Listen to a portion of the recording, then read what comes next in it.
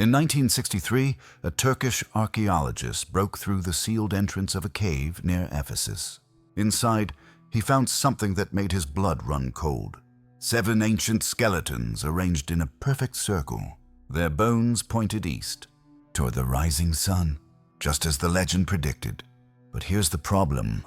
2,000 kilometers away in the Jordanian desert, another cave sits carved into red stone. Inside that cave, 7 more skeletons. Same arrangement, same orientation. Both caves claim to hold the same bodies. The bodies of young men who, according to history, fell asleep in the 3rd century and woke up 300 years later. One of these caves is lying, or maybe both are. Today, we're going to find out which one holds the truth. The story of the 7 sleepers isn't just an Islamic tale. It appears in Christian texts, in ancient Greek manuscripts, even in medieval European legends. The Romans called them the Seven Sleepers of Ephesus. Christians built churches to honor them. Muslims built mosques. For over 1,500 years, people across 3 continents have believed that somewhere in a forgotten cave, a miracle happened. But what actually occurred? Was it real? And if it was, where did it happen? To answer that, we need to go back. Back to the year 250 AD, to the brutal reign of the Roman Emperor Decius, and to 7 young men who made a choice that would echo through history.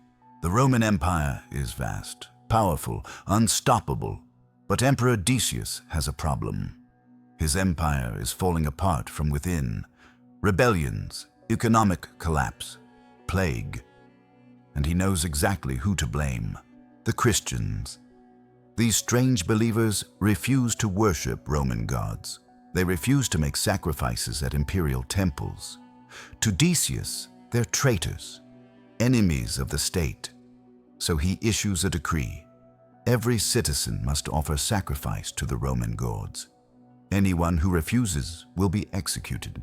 In the city of Ephesus, on the western coast of modern-day Turkey, 7 young men hear this decree. Their names vary depending on which historical source you read, but most accounts agree on this. They were nobles, sons of important Roman families. Wealthy, educated, they had everything to lose, but they were also believers. Some sources say they were Christian. Others say they followed an early monotheistic faith that would later influence Islam. What matters is this: they refused to worship the Roman gods. The 7 men make a plan. They can't stay in the city. The emperor's soldiers are coming, so they gather supplies, leave their homes in the dead of night, and flee into the mountains outside Ephesus. They find a cave, deep, hidden, safe. At first, they plan to hide for a few days, wait for the persecution to pass, but days turn into weeks. The soldiers search everywhere. The emperor is furious. He wants examples. He wants blood. Inside the cave, the 7 men pray. They ration their food. They wait. And then something impossible happens. They fall asleep, all 7 of them, at the same time. But this isn't ordinary sleep. According to the legend, God places them in a supernatural slumber, a sleep so deep that their bodies barely age. Their hearts beat once per hour. Their lungs breathe once per day. Time for them stops moving. Outside the cave, the world keeps turning. Emperor Decius dies. The persecution ends. Christianity spreads. The Roman Empire converts to the very faith it once tried to destroy. Generations are born and die. Empires rise and fall. Languages change.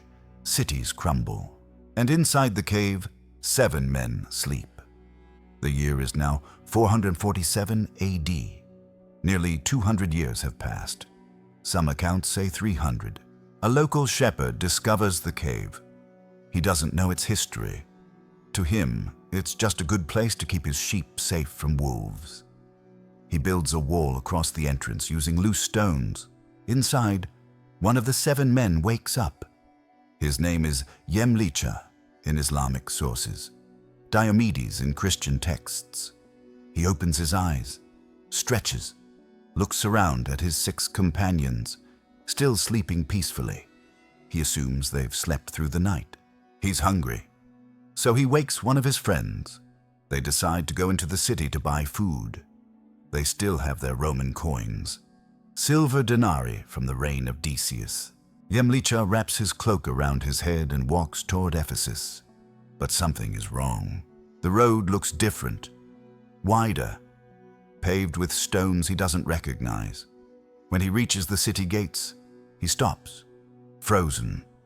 There's a cross above the gate, a Christian cross, carved into Roman stone. Impossible. The emperor executes Christians. Why would there be a cross on a public building?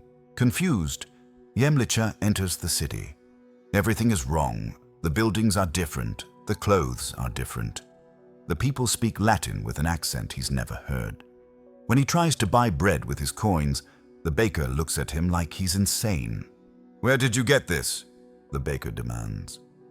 "It's money," Yemlicha says. "I need food." This coin is 200 years old. A crowd gathers. People whisper. Some think he's a thief who robbed an ancient tomb. Others think he's a lunatic. Someone runs to fetch the bishop. When the bishop arrives, Yemlicha tells his story. At first, no one believes him, but then the bishop remembers something. Old records, ancient texts, stories his grandfather told him about 7 young nobles who vanished during the persecution of Decius. The bishop follows Yemlicha back to the cave. They break through the stone wall. Inside, the other 6 men are awake now, confused and terrified. The bishop stares at them. These men are wearing clothes from centuries ago. Their language is archaic. Their coins are museum pieces. The bishop falls to his knees. It's a miracle. Word spreads fast. Within days, thousands of pilgrims flood the mountain. The emperor himself, Theodosius II, travels to Ephesus to meet the 7 sleepers. He asks them questions about the old world, about Decius, about the persecution. Their answers match the historical records perfectly. According to legend, the 7 sleepers die soon after, their purpose fulfilled. Some accounts say they died peacefully in the cave. Others say they returned to sleep, waiting for the end of the world. The emperor orders the cave sealed and turned into a shrine. A church is built at the entrance. Pilgrims come from across the empire to pray at the site. And that's where the story should end. Except it doesn't, because in the 7th century, when Islam spreads across the Middle East, Muslims hear the story of the 7 sleepers. The Quran itself mentions them in Surah al-Kahf, chapter 18, though it doesn't name them or specify the location. The Quran says God caused them to sleep for 309 years, and that people would argue about their number. Some say 3, others 5, others 7. Muslims begin searching for the cave, and they find one. In Jordan, near the ancient city of Amman, a cave with 7 skeletons, a cave that locals swear is the real location. Now there are 2 caves, both with evidence, both with believers. So which one is real? Let's examine the evidence. The cave near Ephesus has history on its side. Byzantine texts from the 5th century explicitly describe its location. Archaeological excavations in the 1920s uncovered the ruins of a Byzantine church built directly over a cave entrance. Inside the church, they found tombs, 7 of them. But here's the problem. The tombs are empty. No bones, no bodies, just stone coffins that may have been moved or looted centuries ago. However, in 1927, Austrian archaeologist Joseph Keil discovered something else. Beneath the church, deeper in the mountain, he found a second cave system. Inside, he found human remains. Not 7 bodies, dozens, maybe hundreds. It appears the site became a mass burial ground for Christian pilgrims who wanted to be buried near the holy site. Supporters of the Turkish cave point to other evidence. The Quran says the sleeper's dog stretched its paws at the entrance.